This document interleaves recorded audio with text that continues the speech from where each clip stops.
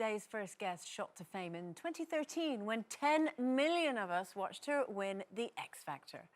Away from the spotlight, Sam Bailey is a dedicated mum to Brooke, Tommy and Miley. And today she's talking for the first time about her 11-year-old's diagnosis with autism and the long road to get answers. So a really warm welcome to you, Sam. Hi. Thanks for coming and joining us today. So nice to see you. Lovely to see you. It's good to see you guys. And we're so sorry that you're on today to talk about the struggles that you've had. Tell me when you first realised that Tommy's behaviour was a little bit different. I'd probably say about 4 years ago. So Tommy's always been like a really emotional kid. He's always sort of had a naivety about him, and he's had issues with food pretty much for the last 8 or 9 years. Food can't be touching other food, and it's gradually got worse. And if there was loud noises or certain songs that were playing, he'd put his fingers in his ears and say, I don't like it. And all these years, I can honestly say, when the song Let It Go came out, he's like, I can't listen to it. And we actually thought it was funny because we just thought, because his sister was singing it and he was laughing. When I look back now, I was like, oh my God, he really has an issue, like with loud music, loud noises. He didn't like hand dryers. If you went to a toilet and a hand dryer was on, he would literally be like, he couldn't. Yeah. It's just, I feel like someone's taken the blinkers off, like, and straight away I'm like, oh my God, it's like I've got a new child. I've got more of an understanding of who he is. So it's interesting, Sam, been an eye-opener. To listen to you there. So many things that you're saying. I've got friends who've experienced very similar things to you. So since my children were very little, everything that you've listed are signs that I would have known. That's something to watch out for. But if you don't know, and you don't know what you're listening out for, behavioural patterns to watch out for, you would have no idea. So the first thing I say to you is I know you felt bad that it's taken you this long to get him diagnosed, Awful. but don't, because if you don't know what you're looking out for, how do you know when you found it? So take the guilt away first things I know, first. it's so hard to do that because obviously he's got dyspraxia as well, and dyspraxia has not been able to ride a bike properly. We've tried for the last 8 years to get him on a bike, and was like, come on, mate. And at some point saying, right, that's it. And so almost punish him because he didn't want to try, but he just kept on falling off. And we had no education on this whatsoever. We just had no clue. Tying his shoelaces. He can't tie his shoelaces like most kids. It will take him a good sort of few minutes to tie his lace up.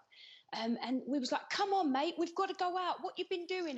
And telling him off. And I honestly can say it makes me feel sick to my stomach. And I get quite emotional when I think about it. But,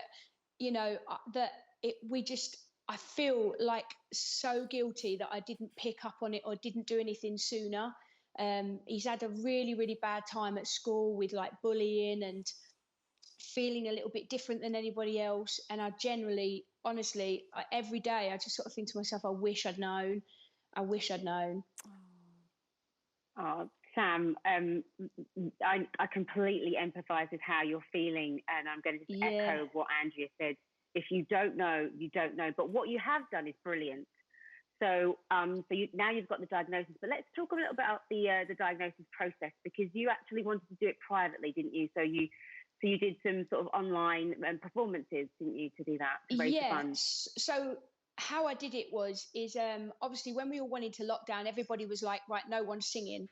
And there's an amazing guy in America who's a songwriter, said, Sam, you need to go and do some lives and earn some money like everybody else is doing. So I decided to do a thing called a virtual tip jar, which is massive in America. Everybody's doing it. I was singing every week. And I thought, my son's going to secondary school in September. I know there's something different about my son, and I want answers, and I want him to have the best experience in his next school. New chapter, open a new door.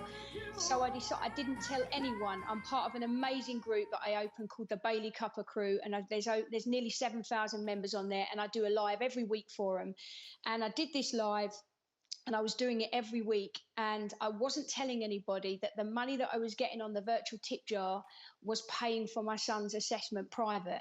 And 2 weeks before the breakup of school, in July, I got that diagnosis, and it cost me a lot of money to do it.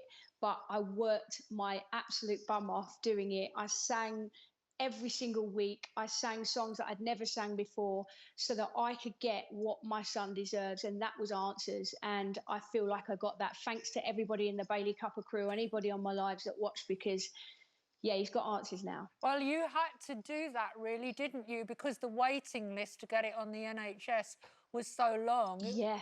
Was it like a couple of years, Sam? It's. I think it's about.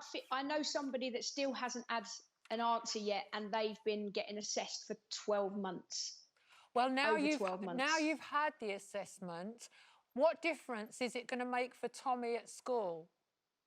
It's made a massive difference already, and even my other children know this and have recognised it. Like Miley was in the car with me about 3 weeks ago, and she said, "Mummy, I want to be autism." And I said, what do you mean? She said, what? I said, why do you want to have autism? She said, because you don't get told off. Because she's noticed that we've started to deal with Tommy in a different way and have more of an understanding. So it's working already. It's a positive already. He still has his struggles at school. The school are doing everything they can because they have this document. Yeah. And they've now sort of gone further and got advice, and now he's getting the help that he deserves. And I'm so proud of this kid because of how it didn't get diagnosed. How he got through school, I don't know. How he did that, it's just, but I'm so proud of him. And I just want to tell people out there, if you see signs like that, then, you know, go ahead. You know, that's my son. That's his own merch. See, right there. I'm so proud of him. And I cry a lot. I'm a big crier. And you know, Sam, you will have made a huge difference today to mums who are watching, mums and dads who are watching, who, just like you weren't necessarily aware of signs to watch out for. And by everything that you've said just now, you will have helped so many parents. And that's why it's so wonderful that you came on today.